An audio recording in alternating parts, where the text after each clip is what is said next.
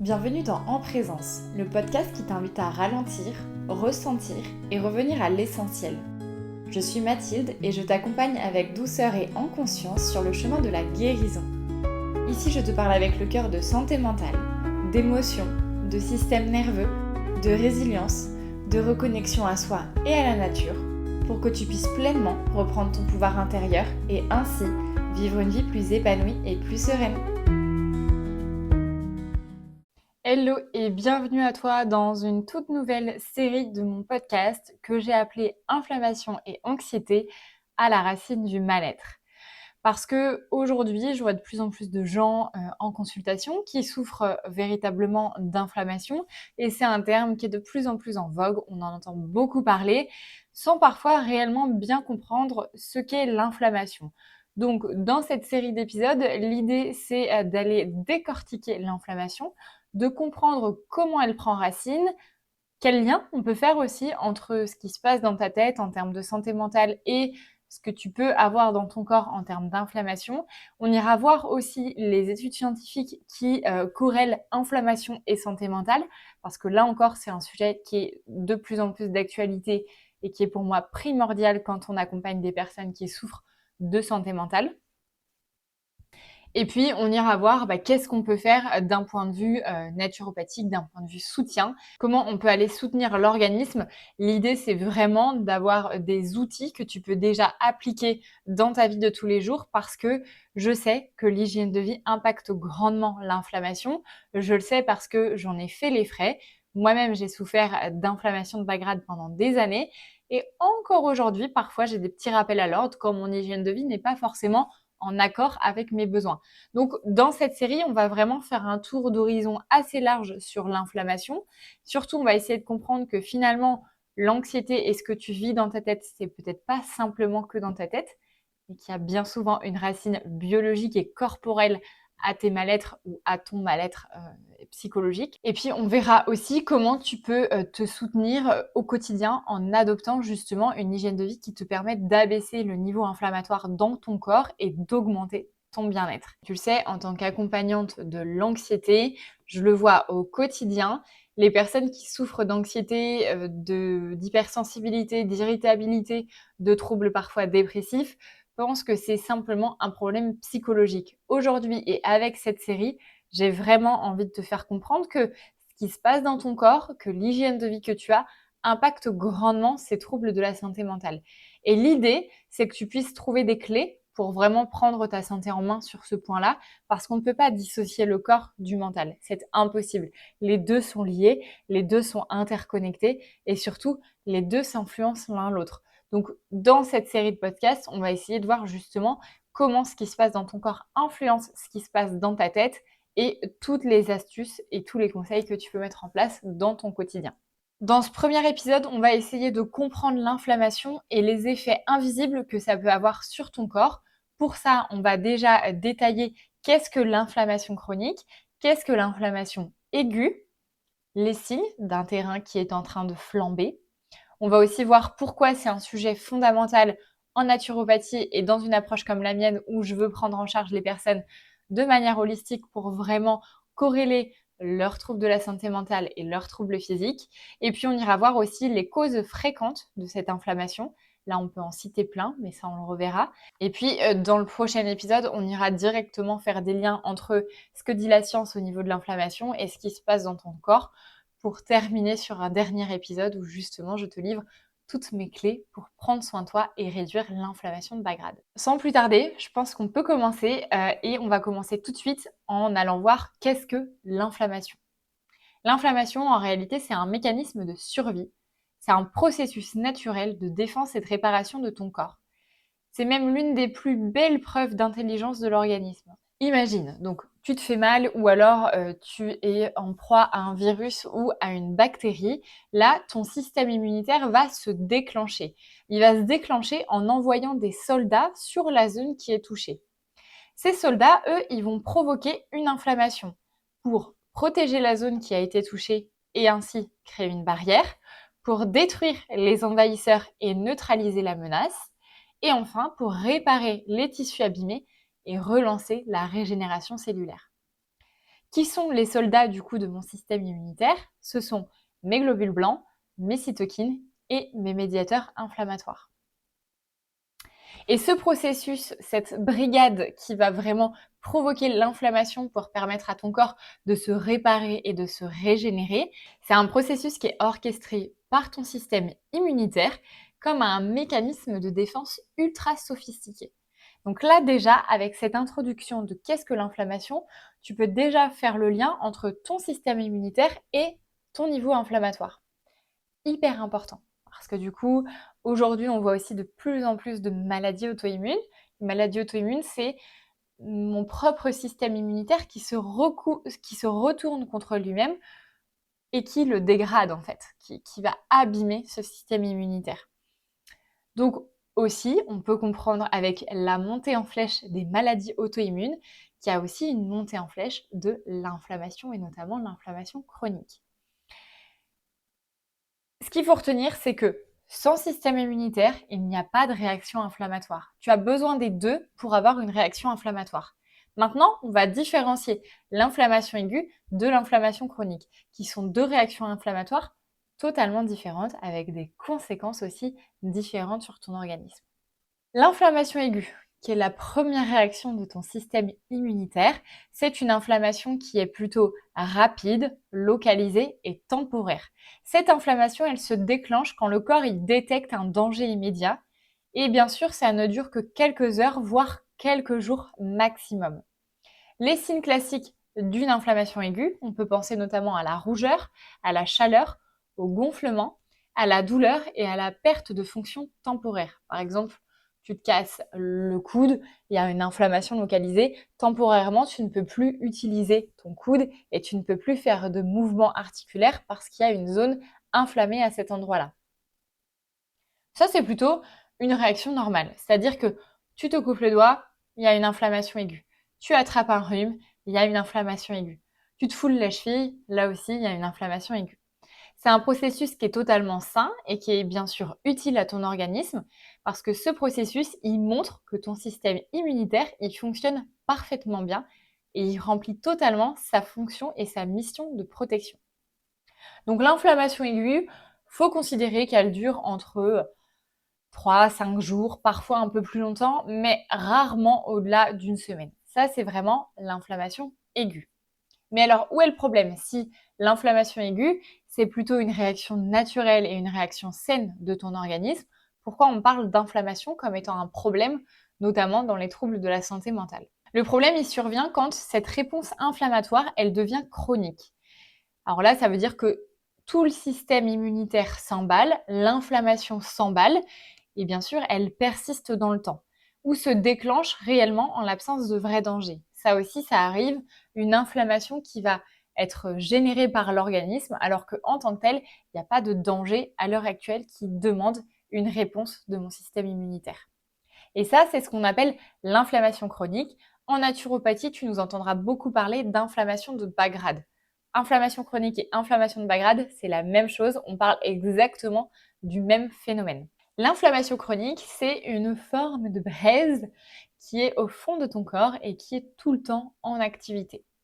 C'est une inflammation de fond qui persiste pendant des semaines, des mois, voire même des années. Aujourd'hui, on reçoit beaucoup de personnes qui souffrent d'inflammation chronique depuis des années, donc forcément, la prise en charge est plus longue. Le corps met aussi plus de temps à retrouver ses fonctions vitales et à retrouver une forme d'homéostasie.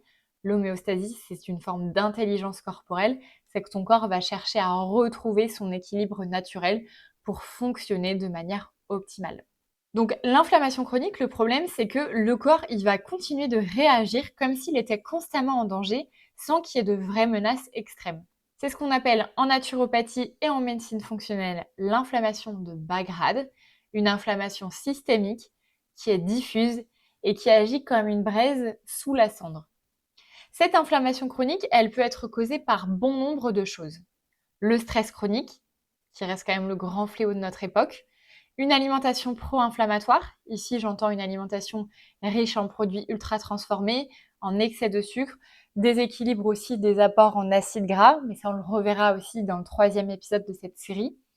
On peut noter aussi le manque de sommeil récupérateur ou le manque de mouvement régulier, qu'on pourrait aussi appeler la sédentarité. Les émotions non digérées et les traumatismes non résolus peuvent aussi favoriser les inflammations de bas grade. Je le vois beaucoup sur des terrains chroniques, notamment sur des terrains de fibromyalgie, des terrains d'anxiété, de dépression. Là, en réalité, il y a quand même un gros travail émotionnel et un gros travail somatique à faire pour soutenir le corps et lui permettre de retrouver ses fonctions vitales et naturelles. Les infections latentes ou les déséquilibres du microbiote intestinal, ça on reparlera beaucoup du microbiote dans l'épisode 2, et l'exposition aux toxines environnementales et aux perturbateurs endocriniens. Aujourd'hui, les perturbateurs endocriniens et les toxines de ton environnement se trouvent partout. On peut parler des produits cosmétiques, du maquillage, du parfum, des médicaments, des différents modes de contraception, des pesticides qui sont aussi utilisés sur les produits alimentaires, tout ce qui va être aussi parfum d'ambiance, tout ce qui va être bougie avec des senteurs toujours très sympathiques. Ça, typiquement, c'est des choses que moi, j'ai arrêté d'utiliser, que j'utilisais beaucoup avant.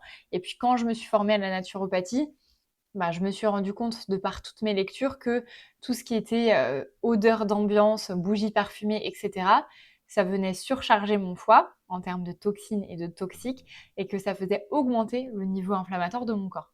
C'est pour ça qu'aujourd'hui, dans ma maison, il n'y a que des diffuseurs d'huile essentielle, parce que là, on est effectivement sur la diffusion d'odeurs, mais des odeurs qui sont saines, puisque ce sont des produits qui sont naturels, qui n'ont pas de composants chimiques et donc qui permettent d'avoir un environnement sain et en même temps un environnement qui sent bon. Ça, c'était la petite parenthèse maison cocooning. Ce qu'on peut noter aussi et qui fait monter l'inflammation chronique, ce sont les carences nutritionnelles qui viennent vraiment affaiblir les défenses et notamment affaiblir tout le système de défense face au stress, qu'on appelle aussi les antioxydants. Les conséquences d'une inflammation chronique, c'est quoi?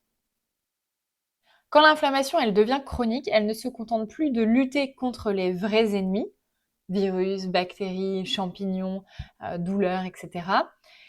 Là, l'inflammation commence à s'attaquer à ses propres tissus.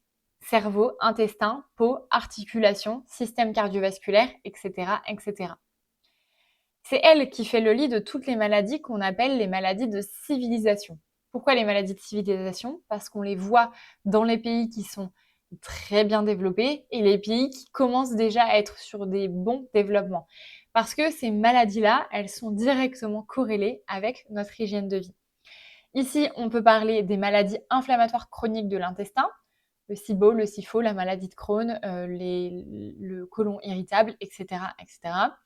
On peut aussi parler des différentes maladies auto-immunes. Les plus répandues aujourd'hui, je dirais que c'est les maladies type maladie d'Hashimoto qui touchent ma glande thyroïde.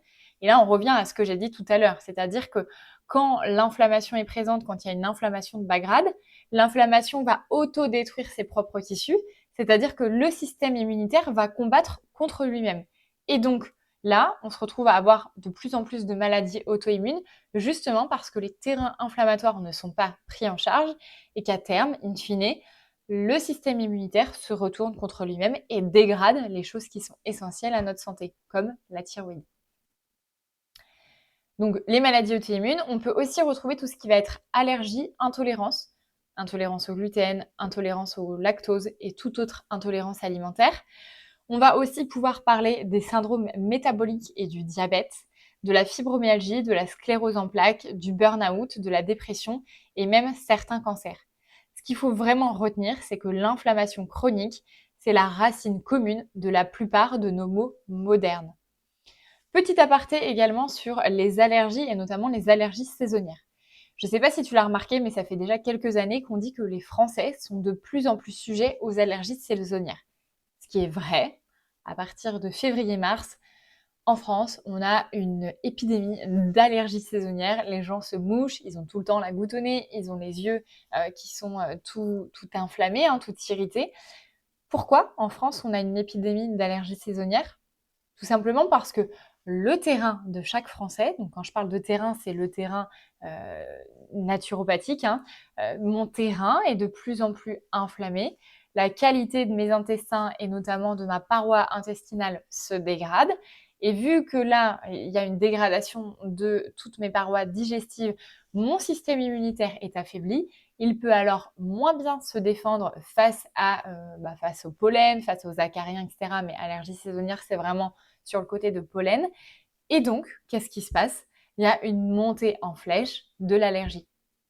Donc réellement, l'allergie, aujourd'hui, si on veut la prendre en charge, il faut qu'on aille retravailler cette inflammation de bas grade et cette santé intestinale. Pareil, anecdote personnelle, dans les années qui ont suivi l'anorexie, donc les années où j'étais au lycée, j'étais encore suivie pour anorexie mentale. J'avais un niveau inflammatoire très élevé. Je souffrais énormément d'anxiété et ça, on reverra inflammation, anxiété, en quoi c'est en lien. Et ce sont les années où j'ai le plus souffert d'allergie saisonnière. À l'époque, au lycée, il y avait du pollen partout. On pouvait le voir voler même dans la cour du lycée. Moi, j'étais très embêtée là-dessus. Depuis que j'ai retravaillé mon terrain inflammatoire, que je suis allée retravailler mes intestins et que j'ai aussi travaillé mon anxiété, je ne souffre plus d'allergie saisonnière. Et ça fait maintenant des années que je me porte très bien à ce niveau-là. Donc comme quoi, tout ce qui paraît irréversible, tout ce qui paraît être un problème de santé qu'on n'arrivera pas à s'en défaire, en réalité, on peut s'en défaire quand on va vraiment chercher la cause du problème. Et en tant que naturopathe, je le vois au quotidien. Quand on travaille l'inflammation de bas grade, on observe souvent une amélioration simultanée de plusieurs symptômes qui semblaient pourtant pas du tout connectés. C'est-à-dire qu'on peut avoir une amélioration de l'allergie, plus une amélioration de la qualité de la peau, une amélioration des cycles menstruels, une amélioration de la santé mentale. Et in fine, de base, tous ces symptômes-là, ils n'ont pas l'air d'être en lien, mais ils sont en lien. Et cette racine même, c'est l'inflammation de bas grade. Alors maintenant qu'on a vu la différence entre inflammation aiguë et inflammation chronique, je pense que ça peut être intéressant pour toi d'aller voir quels sont les signes d'une inflammation chronique. Parce que, comme je l'ai dit, l'inflammation chronique, elle agit un petit peu comme une braise sous la cendre, ce qui fait que c'est pas toujours visible, mais que l'inflammation continue d'agir en profondeur jour après jour. Et surtout, je le sais aussi, ce sont des symptômes où bien souvent on s'habitue à ce symptôme-là en se disant que c'est normal, en se disant qu'on a toujours été comme ça, alors qu'en réalité, non. Ça reflète bien un dysfonctionnement de ton organisme et une inflammation qui est latente. Le corps, il nous parle au quotidien, il chuchote bien souvent. Mais ces chuchotements sont des ajustements, sont justement des petits signes que tu dois en fait aller travailler. Un des premiers signes qu'on voit le plus sur des terrains inflammatoires, c'est la fatigue persistante, qu'on peut aussi appeler le syndrome de fatigue chronique. Là, c'est quand tu te réveilles fatigué le matin, même après 8 heures de sommeil, quand tu as bien dormi la nuit, tu traînes cette sensation de lourdeur, ce manque d'élan profond, et ta vitalité naturelle semble comme éteinte et étouffée. On appelle syndrome de fatigue chronique quand la fatigue dure depuis plus de 6 mois. Donc je te laisse voir à titre personnel, si depuis plus de 6 mois tu te sens fatigué, il y a peut-être un syndrome de fatigue chronique qui vient aussi certainement d'une inflammation de bas grade. Pourquoi la fatigue chronique est très en lien avec l'inflammation chronique? C'est parce que quand il y a une inflammation chronique, le corps il va monopoliser énormément d'énergie pour lutter contre cette inflammation. Et alors ça veut dire qu'il n'y a jamais vraiment de temps de repos et de temps de régénération. On peut le voir aussi sur des personnes qui se réveillent la nuit, souvent aux alentours de 3-4 heures, l'heure à laquelle le cortisol, donc qui est l'hormone du stress, mais qui est aussi une hormone pro-inflammatoire, c'est l'heure à laquelle le cortisol va tranquillement remonter et aussi l'heure à laquelle la mélatonine commence à diminuer. Et à ce croisement-là entre la chute, entre la chute de la mélatonine et l'augmentation du cortisol, on a un corps qui peut se réveiller. Et ça, c'est aussi le signe que ton corps, il n'a pas de temps de repos et de régénération. Parce que justement, il est toujours en activité pour lutter contre cette inflammation chronique. Inflammation chronique qui, elle, lutte contre des ennemis, contre des pathogènes. Et on reverra dans ton assiette, il y a beaucoup d'ennemis. Le deuxième signe que je vois beaucoup, et aujourd'hui on considère que c'est 28% des adultes qui souffrent de brouillard mental et de difficultés cognitives, 28% c'est quand même énorme. Et le brouillard mental, c'est cette difficulté à se concentrer, c'est la mémoire qui flanche, c'est la sensation d'avoir la tête dans le brouillard, d'avoir des difficultés à réfléchir, à prendre des bonnes décisions, à être clair et limpide dans les choix qu'on veut faire. C'est vraiment ce côté où j'ai du mal à trouver mes mots, j'ai du mal à réfléchir normalement, j'ai beaucoup moins de créativité. Vraiment, tu as l'esprit embrumé. Et ce brouillard mental, les études scientifiques aujourd'hui nous disent que ça concerne 28% des adultes. C'est énorme. Ça veut dire que 28% des adultes souffrent de brouillard mental, qui est un des symptômes aussi de l'anxiété. Et ça veut dire aussi que ces personnes-là ont un terrain inflammatoire de bas grade. Les douleurs chroniques et inexpliquées.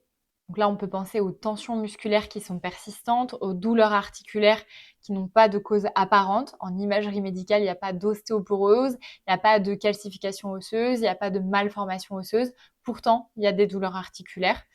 On peut aussi penser aux maux de tête fréquents, aux personnes qui font des migraines, aux douleurs dans le bas du dos, des douleurs au niveau de la nuque, au niveau des épaules. Et on peut aussi penser à toutes les personnes qui souffrent de fibromyalgie, puisque là, on est en plein dedans, douleurs chroniques et inexpliquées. Ces douleurs, en fait, elles migrent à certains endroits de ton corps. Elles apparaissent et disparaissent sans logique évidente. C'est aussi pour ça que la fibromyalgie, c'est quelque chose qui est difficile à diagnostiquer parce qu'il y a une forme de douleur qui se balade. Ça, c'est souvent le reflet d'une inflammation systémique, donc d'une inflammation de bas grade, qui se balade dans le corps et qui n'est pas régulée. Donc en allant réguler cette inflammation de bas grade, on voit les douleurs chroniques diminuer et donc la sensation de confort corporel revenir. Un des troubles qui est aussi très répandu et que je vois souvent au cabinet, ce sont les troubles digestifs récurrents. Là, on peut penser au ballonnement, à la fatigue après les repas, à l'alternance diarrhée-constipation, au reflux gastrique, à la sensation de lourdeur, les inconforts digestifs, les rots, les gaz, la constipation tout court. Voilà, tous ces signes-là, il faut savoir que ça concerne 48% des Français. 48% des Français souffrent de troubles digestifs récurrents et vivent avec pour la plupart en se disant que c'est normal. Et je le sais parce que je le vois et je l'entends. Des personnes notamment qui souffrent de constipation chronique depuis des années, elles viennent me voir en me disant de toute façon j'ai toujours été constipée, je suis née comme ça. En réalité, non, la constipation, c'est pas signe de bonne santé et d'homéostasie. Là, il y a un dysfonctionnement. Et il va falloir trouver la cause de ce dysfonctionnement pour pouvoir lever cette problématique. Donc en réalité, 48% des Français qui souffrent de troubles digestifs, j'en ai fait partie. Et ce qu'il faut comprendre, c'est que l'intestin abrite 70% de nos cellules immunitaires. Là aussi, c'est énorme, hein, parce que ça veut dire que notre système immunitaire, il loge en grande partie dans nos intestins. Et c'est souvent le premier terrain inflammatoire. Parce que là, on va avoir des déséquilibres du microbiote, des porosités intestinales qui vont majorer l'inflammation, qui vont donc déséquilibrer l'écosystème et le fonctionnement intestinal. Et donc, nos cellules immunitaires s'en retrouvent affaiblies. Les troubles digestifs, c'est pas à négliger. C'est vraiment des troubles qui sont importants, qui ont un impact important parce que ça va générer de la malabsorption, des carences micronutritionnelles, ça peut engendrer des allergies, ça peut engendrer aussi des troubles de la santé mentale, notamment anxiété, dépression, bipolarité. Tout ça, c'est documenté au niveau scientifique. Les troubles de la santé mentale sont très souvent liés aux troubles digestifs. Donc si toi, tu fais partie de ces gens qui souffrent de troubles du système digestif et que tu te dis que c'est normal, je t'invite à consulter réellement parce que non, ce n'est pas normal et surtout, ça peut engendrer des réactions en chaîne, une forme d'effet domino qui peut amener des pathologies ou des syndromes beaucoup plus inconfortables que des simples troubles digestifs. Bien que déjà, des troubles digestifs, c'est quand même pas très confortable. Et quand on parle de troubles digestifs, on peut aussi parler de la muqueuse intestinale. La muqueuse intestinale, elle va donc être irritée parce que l'inflammation va abîmer cette barrière, cette paroi. Là, ça va favoriser ce qu'on appelle une perméabilité intestinale, de son nom en anglais le leaky gut. Cette barrière intestinale qui devient poreuse laisse alors passer les éléments qui ne devraient pas la traverser, alimentant ainsi l'inflammation de bas grade. C'est-à-dire qu'à la base, tes intestins, ils ont pour fonction de faire barrière, de faire protection et de ne laisser passer dans le sang que les nutriments essentiels à ta bonne santé et à ton bon fonctionnement. Sauf que si ta barrière devient poreuse, on peut alors voir tout et n'importe quoi qui retraverse cette barrière et qui arrive dans le sang, notamment tout ce qui est toxines, toxiques, etc. Ça veut dire que si ton système sanguin fait voyager toutes ces petites choses qui ne devraient pas voyager dans ton organisme, ton corps devient alors une poubelle géante et donc là, on se retrouve à avoir un corps qui perd ses fonctions naturelles, qui se fatigue beaucoup plus facilement parce qu'il a beaucoup d'énergie à dépenser pour retrier les déchets et justement permettre à ton organisme de retrouver un équilibre sain.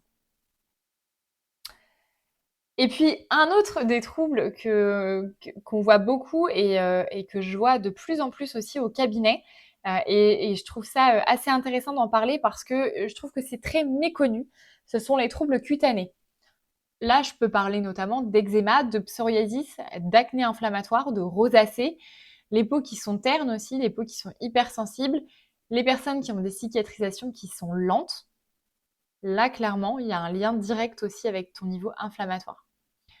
La peau, c'est notre plus grand organe d'élimination. C'est-à-dire que dans ton corps, tu as des émonctoires, donc des organes qui sont censés récupérer les déchets de ton organisme et les éliminer.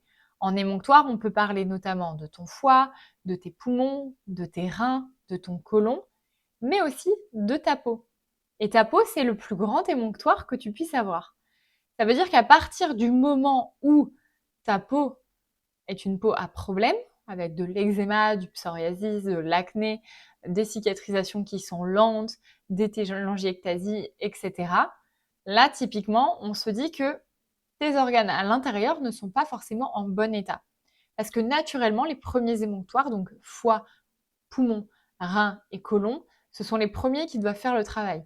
Si par contre, eux sont surchargés, si la ligne de travail est trop importante, ils vont renvoyer la charge de travail et la charge de toxines vers ta peau. Et ta peau, c'est le second émonctoire, mais qui va donc prendre le relais sur les émonctoires principaux qui n'arrivent plus à fournir, qui n'arrivent plus à faire leur travail. On comprend aussi pourquoi les troubles digestifs sont problématiques dans les troubles cutanés. Parce que si tes organes digestifs et émonctoriels ne font pas le travail, c'est ta peau qui va devoir le faire. Et honnêtement, parole d'esthéticienne après avoir travaillé des années en institut, si l'inflammation et si le feu continuent de brûler à l'intérieur de ton organisme, tu pourras faire tous les soins visage du monde que tu veux, tu pourras dépenser tout l'argent que tu veux dans les soins, même les meilleures crèmes de grandes marques de luxe. Si à l'intérieur ça continue de flamber, ton état cutané ne va pas s'améliorer. Réellement.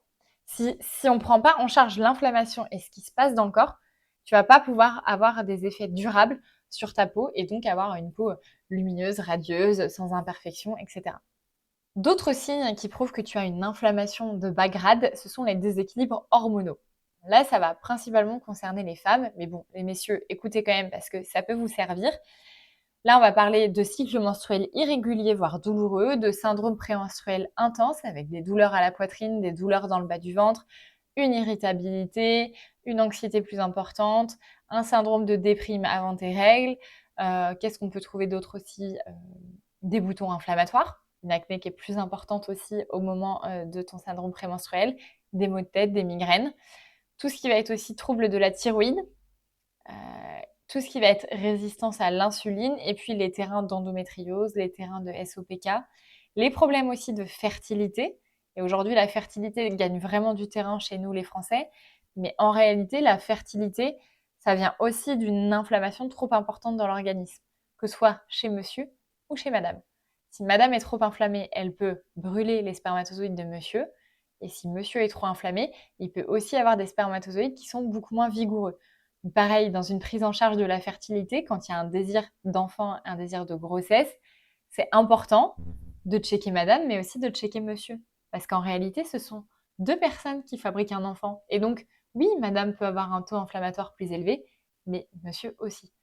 Donc là, voilà, petit message pour les messieurs que je ne vois pas en consultation, mais qui devraient pourtant se faire suivre, parce que suivre madame pour un projet bébé, c'est avant tout un projet de couple. Et parfois, bah, monsieur, il a aussi quelques petits réajustements à faire pour être plus performant et pour permettre d'avoir un enfant.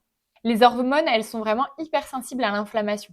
Elles circulent dans le sang et quand l'environnement interne devient inflammatoire, l'équilibre hormonal devient alors compliqué à trouver et alors l'équilibre hormonal de manière générale est perturbé. C'est pour ça que les déséquilibres hormonaux sont aussi de plus en plus fréquents. On peut trouver aussi comme signe d'inflammation chronique l'hypersensibilité au stress et l'hyperréactivité émotionnelle.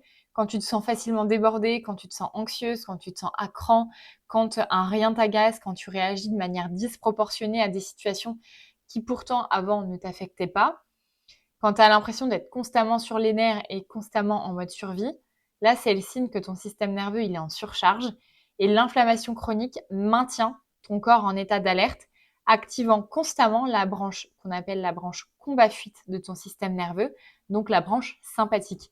Pour en savoir plus sur le système nerveux et notamment le système nerveux sympathique, je te renvoie à l'épisode 4 de mon podcast En présence. Je détaille en long, en large, en travers les différents modes du système nerveux. Et clairement, quand il y a de l'inflammation, ça maintient ce mode sympathique, ce mode alerte.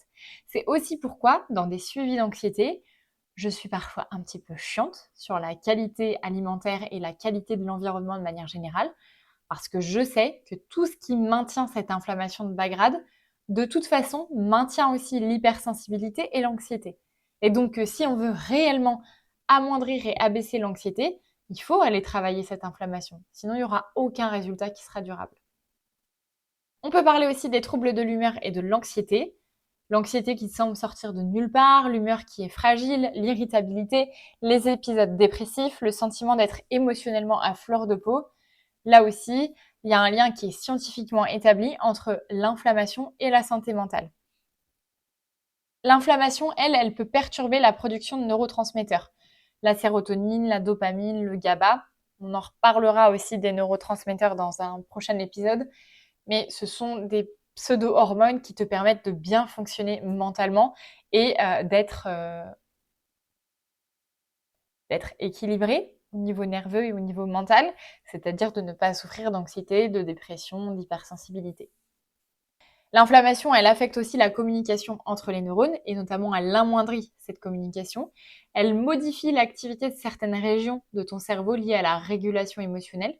Donc là aussi, c'est vraiment un cercle vicieux parce que l'inflammation chronique, elle crée ce cercle vicieux de il y a du stress physique qui génère un stress psychologique qui entraîne une inflammation qui aggrave les symptômes et ainsi de suite. Et là, attention au piège de la normalisation parce que ces signes, ils sont devenus tellement fréquents qu'on les banalise. Je le sais parce que je l'entends au quotidien en consultation. Je suis hypersensible, mais je l'ai toujours été depuis que je suis née. Je suis dépressive, mais ma mère était aussi dépressive. Je suis irritable, mais bon, j'ai toujours été comme ça, c'est dans ma personnalité. En réalité, non. Il y a des choses à voir au niveau biologique et il ne faut pas banaliser ces signes-là. C'est pas normal, c'est pas non plus une fatalité, c'est que son corps, il t'envoie bien des symptômes pour te dire que là, il est en surcharge et qu'il a besoin de toi. En fait, il a besoin d'aide, il a besoin de retrouver son équilibre. Alors, d'où vient cette inflammation silencieuse? Là, on peut vraiment parler de nos modes de vie modernes qui sont le terreau parfait pour entretenir cette inflammation de bas grade, souvent sans même qu'on s'en rende compte, parce que là encore, tout est banalisé. Les principales sources qui nourrissent l'inflammation de bas grade, on peut déjà parler de l'alimentation moderne, et là c'est le premier facteur inflammatoire.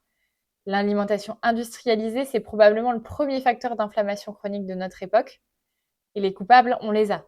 Aliments ultra transformés, pauvres en nutriments, riches en additifs, en conservateurs, en colorants, excès de sucre raffiné qui induit des pics de glycémie, des résistances à l'insuline, des inflammations métaboliques, un déséquilibre en acides gras, trop d'oméga 6 pro-inflammatoires et pas assez d'oméga 3 anti-inflammatoires. Tout ce qui va être pesticides et résidus chimiques qui perturbent mon microbiote et qui surchargent le foie. Et les aliments auxquels certaines personnes sont intolérants, le gluten et le lactose, qui dans tous les cas sont déconseillés à forte dose pour tout le monde, mais qui aujourd'hui sont banalisés. On en a dans toutes nos assiettes et c'est quotidien. Tous les jours, je reçois des gens qui mangent trop de gluten et trop de lactose. Là encore, qu'est-ce que nous dit la science? Il y a une méta-analyse qui a été publiée dans le Scientific Report en 2017 qui a évalué l'index inflammatoire alimentaire et qui a conclu que les régimes justement à haut index inflammatoire sont clairement associés à une augmentation de la mortalité cardiovasculaire et à une augmentation des cancers. À l'inverse, le régime méditerranéen, riche en produits anti-inflammatoires naturels, réduit significativement les marqueurs inflammatoires.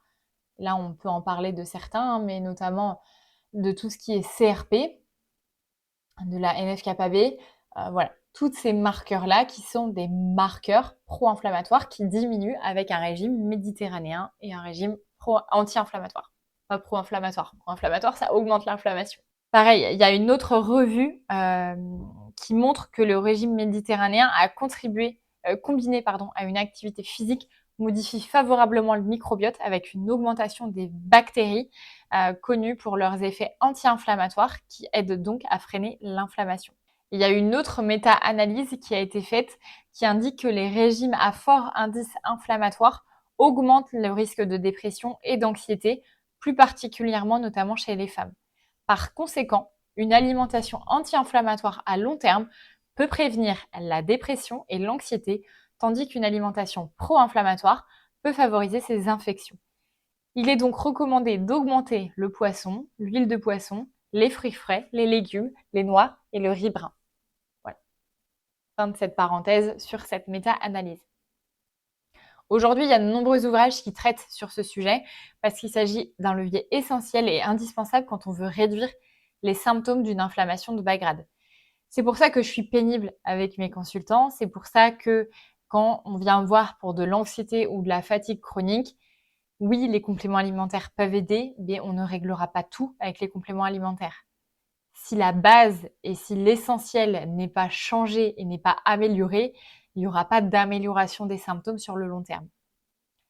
Honnêtement, prendre des compléments alimentaires si on ne revoit pas son hygiène de vie, pour moi, ça ne sert pas à grand-chose.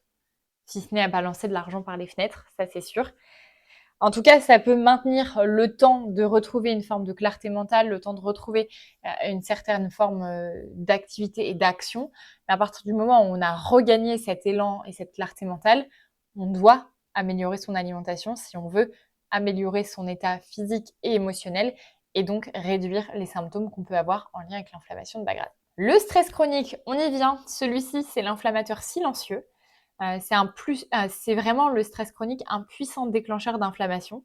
Quand tu vis en état de stress permanent, ton corps il sécrète en continu des hormones comme le cortisol et l'adrénaline. Au début, et à dose normale, ces hormones sont anti-inflammatoires, mais à long terme, elles finissent par créer une résistance et paradoxalement, entretenir l'inflammation.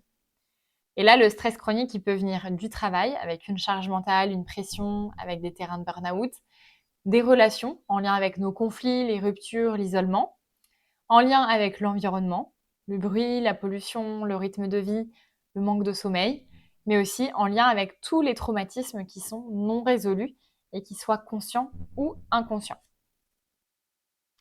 Le sommeil, c'est aussi un des éléments fondamentaux, c'est le grand réparateur oublié. Parce que le sommeil, c'est pas un luxe, c'est une nécessité biologique absolue. Parce que pendant que tu dors, ton corps répare les tissus, consolide ta mémoire, régule tes hormones, diminue l'inflammation. Et d'ailleurs, il y a une étude qui a été faite en 2021 qui a démontré que l'amélioration de la qualité de sommeil module directement les paramètres inflammatoires systémiques. C'est-à-dire qu'il existe même une relation bidirectionnelle entre le sommeil et l'inflammation. Parce que l'inflammation va perturber le sommeil et le manque de sommeil augmente l'inflammation. Donc pour aller travailler l'inflammation, il faut travailler le sommeil. Et pour travailler le sommeil, il faut travailler l'inflammation. Une autre étude de 2021 démontre que l'intervention sur le mode de vie d'une personne module les paramètres inflammatoires systémiques et la qualité du sommeil chez les sujets qui souffrent d'insomnie primaire chronique. La charge toxique environnementale, on en parle de plus en plus, mais je trouve que c'est encore minimisé quand on voit que là, il y a de nouveaux pesticides qui viennent d'être réintroduits dans les produits autorisés en France. Et ça, c'est un réel désastre en termes de santé.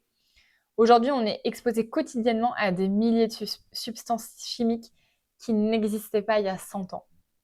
Là, on peut parler de pesticides dans l'alimentation. C'est pour ça qu'au mieux, il faut favoriser quand même une alimentation biologique.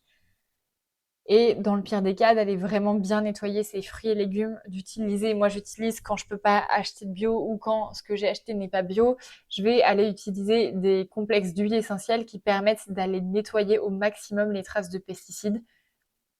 Zéro trace, ça n'existe pas, mais en tout cas, ça limite grandement les pesticides que je pourrais ingérer dans mes assiettes. On parle aussi de tout ce qui est perturbateur endocrinien. Donc là, dans les cosmétiques, le plastique, les modes de contraception. Les métaux lourds qu'on retrouve dans l'eau, dans l'air, dans les amalgames dentaires. Ça, les métaux lourds, on en parle peu. Pareil, dans les analyses fonctionnelles que je fais faire à mes consultants, c'est 1 sur 2, 1 sur 3 qui est exposé, ou en tout cas qui a des métaux lourds. et pour lequel on retrouve réellement des traces dans l'organisme. Donc ça pose de vrais problèmes en termes notamment de santé mentale. On peut parler aussi de pollution atmosphérique et de particules fines. Là, je pense notamment aux bougies parfumées et aux parfums d'ambiance.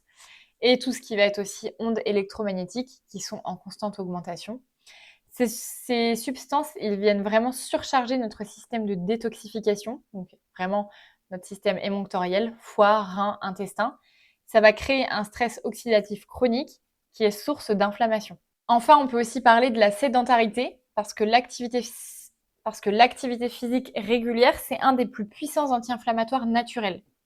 Ça va stimuler la circulation et l'oxygénation des cellules. Ça va favoriser l'élimination des toxines, ça va réguler les hormones du stress, renforcer le système immunitaire. À l'inverse, par contre, la sédentarité, ça entretient l'état inflammatoire chronique. Et quand on a des douleurs, on peut aussi se remettre en mouvement de manière douce, parfois aussi se faire encadrer par des kinés pour avoir une activité adaptée à ce qu'on peut faire aujourd'hui, à l'instant T, dans l'état actuel de notre organisme. Les blessures émotionnelles, les traumatismes, les chocs, les blessures non digérées créent ce qu'on pourrait appeler une inflammation émotionnelle. Le corps, il garde en mémoire tout ce que l'esprit essaie parfois d'oublier. Ces mémoires, elles se logent dans les tissus, dans les organes, et ça peut entretenir un état inflammatoire chronique. Et là, la psychoneuroimmunologie nous enseigne que nos émotions influencent direct notre système immunitaire. C'est passionnant quand on creuse le sujet de la psychoneuroimmunologie. On voit vraiment que les pathologies, cancer, sclérose en plaques, etc., viennent bien souvent d'une racine émotionnelle et traumatique non résolue. Et ça, c'est l'effet boule de neige, parce que il y a un cercle vicieux dans tous ces facteurs, parce qu'ils viennent s'additionner, mais ils viennent aussi se renforcer. Le stress va perturber le sommeil, qui pousse vers une alimentation de réconfort et donc des produits sucrés, des produits industriels, qui va générer de l'inflammation, qui génère encore plus de stress, et ainsi de suite. C'est vraiment le chien qui se mord la queue. Et c'est pour ça qu'en séance et en accompagnement, on va retravailler step by step tous ces curseurs et qu'on met les choses en place pour améliorer le sommeil, le stress, l'alimentation. Parce que ce sont les 3 piliers d'une bonne santé. Pourquoi c'est important d'en parler quand on parle d'anxiété? Parce que pendant des décennies, on a pensé que l'anxiété, c'était uniquement un problème psychologique, un trouble de l'humeur, une difficulté à gérer son stress ou à lâcher prise. Mais aujourd'hui, la science nous révèle une réalité bien plus complexe et fascinante. L'anxiété a toujours des racines biologiques profondes. L'anxiété, c'est d'abord un phénomène corporel. Parce que avant d'être une pensée, c'est avant tout une sensation physique. L'accélération du rythme cardiaque, la tension musculaire, la respiration plus courte, les sensations d'oppression, les douleurs à l'estomac, l'hypervigilance. Et tout ça, c'est orchestré par mon système nerveux avant même que le mental il entre en jeu. Et l'inflammation, c'est vraiment l'inflammation chronique, c'est un déclencheur majeur de l'anxiété. Donc si tu souffres d'anxiété, tu dois aller travailler ton inflammation. C'est primordial. Sans aller travailler l'inflammation, ton anxiété sera toujours là. Ça a été aussi mon expérience personnelle avec l'anxiété, hein. C'est-à-dire que dans les périodes où j'étais le plus stressée, dans les périodes où je mangeais des aliments réconfortants parce que j'avais besoin de ce côté doudou au niveau alimentaire, j'ai un taux inflammatoire qui a forcément augmenté et mon anxiété était au plus haut.